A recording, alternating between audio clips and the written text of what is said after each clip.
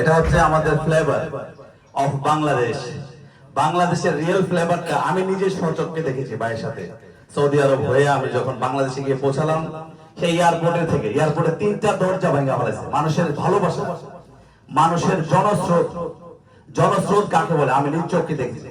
আমার শ্বাস আটকে গেছিল যখন আমরা জিয়া উদ্যানে ভাইকে নিয়ে মার্চ করতেছিলাম। হাজারো জনতা, বিএনপির অনেক বড় বড় সিনিয়র নেতারা ওই দিন উপস্থিত ছিল। ওনাদের দিকে ভ্রুক্ষেপ ছিল না কারণ, সকলের দৃষ্টি ছিল এম এ মালিকের প্রতি। আর এই ভালোবাসায় আপনারা ছিলেন 3 আসনের মানুষ, আপনারা গর্বিত। এম এ মালিক যদি আপনাদের এলাকা থেকে নমিনেশন পায়, অবশ্যই উনি জয়যুক্ত হবে এবং মন্ত্রী হবে। এবং যেরকম সিলেটবাসীর জন্য সাইফুর রহমান কাজ করে গিয়েছিল, আপনাদেরকে আমার জেলা ব্রাহ্মণবাড়িয়াতে কিন্তু থামতে হয় না। আগে কিন্তু আপনাদের যারা পূর্বপুরুষরা ছিল, ট্রেনে যাওয়ার সময় 2-4 ঘন্টা আখাওড়া তাদেরকে অপেক্ষা করতে হয়েছে, যারা মুরব্বী জিজ্ঞেস করেন। এখন কিন্তু এই এম সাইফুর রহমানের কারণে ট্রেন কিন্তু ডাইরেক্ট চলে যায়, 2 ঘন্টা আপনি চলে যেতেছেন ডাইরেক্ট সার্ভিসে।